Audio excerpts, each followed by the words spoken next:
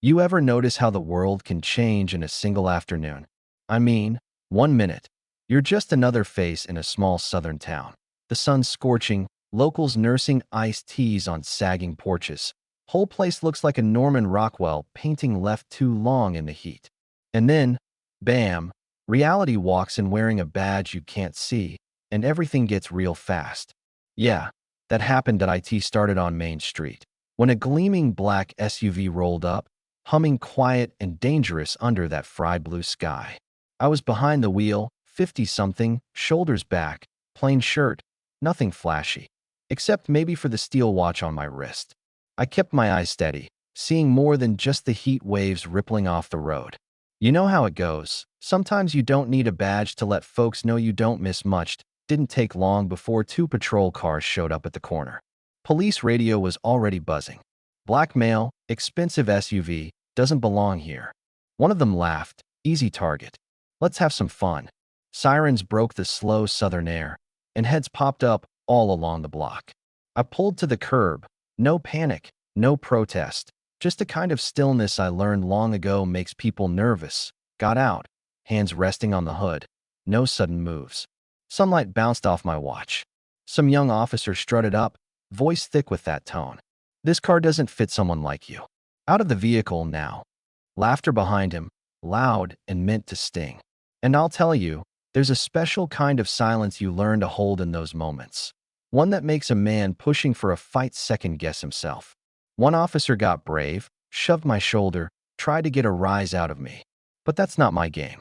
Across the street, someone started filming with their phone. An older woman shook her head. Another one of these again. Then she squinted. Wait, something about him isn't the same.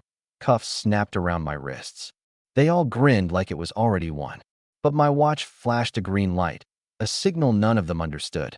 You see, sometimes the best defense isn't words, but what's set in motion before you even arrive. The whole town would learn that soon enough. They paraded me to the squad car, announcing over the radio that the subject was in custody. Possible stolen vehicle. Just like they'd practiced. At the precinct, it was routine. Smirks, paperwork, all that. Nobody called me by name. Didn't matter. Not yet. Inside the holding room, officers crowded the door, trading jokes and bets. County will eat him alive, one said. Guys like this fold before the first hearing. Their laughter echoed, but it sounded shaky to me. I just sat there, back straight, wrists bound, letting the silence grow. See, silence can be heavy.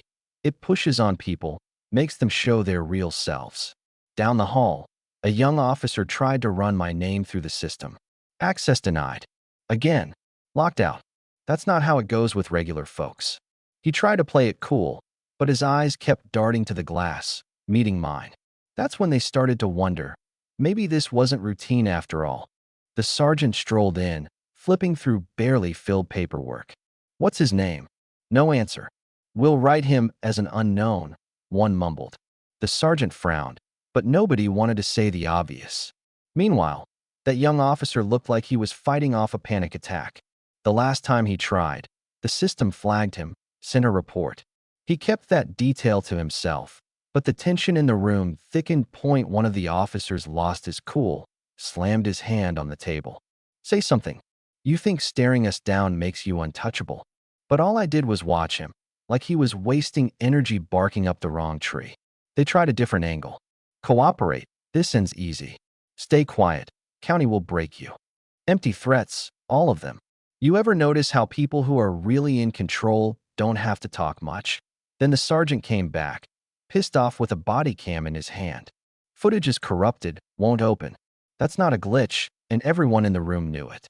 Their little insurance policy, gone. Now they were just exposed. The young officer finally said, maybe we should call this in. Something's off. They shot him a look like he'd just betrayed the brotherhood. But the seed of doubt was planted. The first move I made in an hour was to sit up straighter, roll my shoulders back. And that tiny shift, it felt like I just flipped the whole script. Who is this guy? Someone whispered. And for the first time, their silence wasn't mine. It was theirs, thick with fear. When the young officer finally confessed, system blocked me, flagged my access. The sergeant barked, so that happens. But it doesn't. and we all knew it. Civilian records don't trip federal alarms. One officer cracked, "Who the hell are you?" Still, I said nothing. Why help them speed up their own undoing? The sergeant tried plugging in the body cam again. Error screens, corrupted files. He muttered, "This isn't an accident." The word setup floated through the air. Another mumbled, "Feels like a sting." But no one wanted to admit out loud what their guts were screaming. They hadn't arrested a mark. They'd walked into a test. Finally, I leaned forward, cuffs rattling on the metal table. You know what happens when you cross the wrong line. Not a threat, just a statement of fact. The room went dead quiet. The sergeant tried to laugh it off. "You think you can scare us with riddles? You're nobody here." I looked right at him. Nobody doesn't trigger federal lockouts. Nobody doesn't erase body cam footage in real time.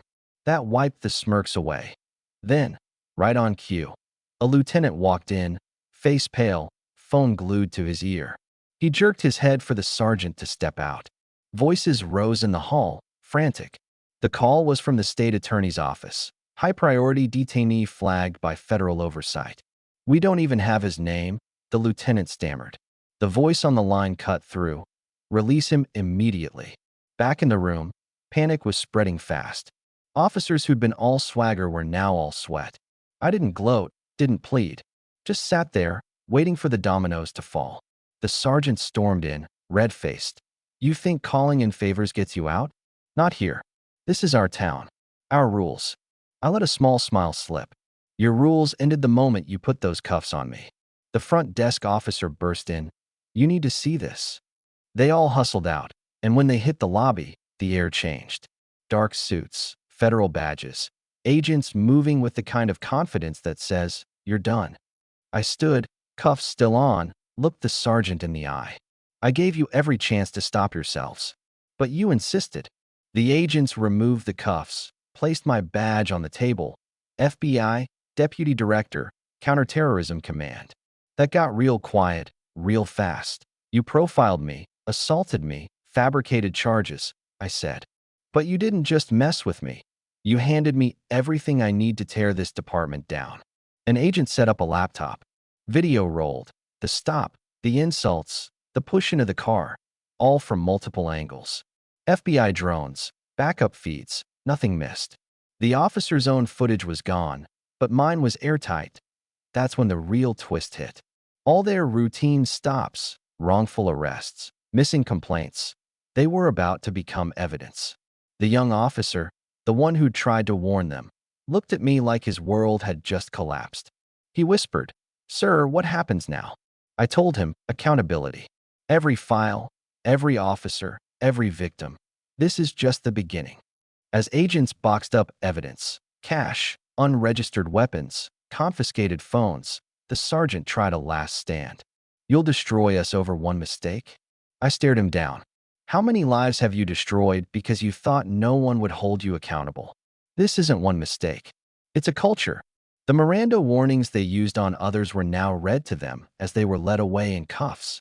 Outside, news vans pulled up. Reporters fired questions, cameras rolled.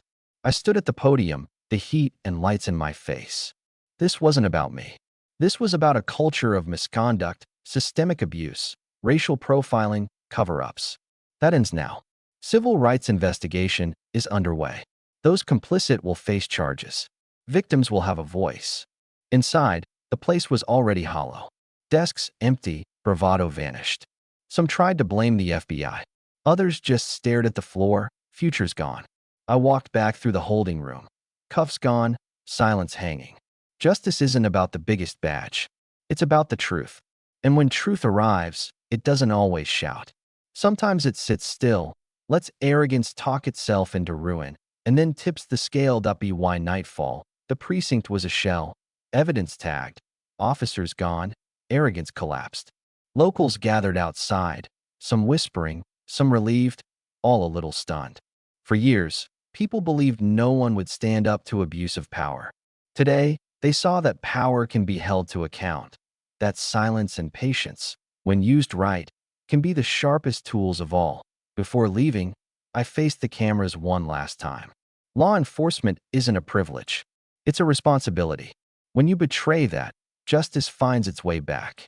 My words were simple, but every ear heard the message. Injustice hides in plain sight, you know? It lives in choices, in the courage to stand firm when everyone expects you to break. The country would debate what happened, who was right, who was wrong, what real justice means. But for this town, for this department, for every onlooker with a phone or a story to tell, the lesson was personal. You don't need to shout to be heard. Sometimes, you just need to wait for the world to listen. So tell me, where do you stand on this? What does justice mean to you? When silence becomes strategy and truth finally comes to light, who's really on the right side? Drop your thoughts in the comments, because this story, like all stories worth telling, is far from over.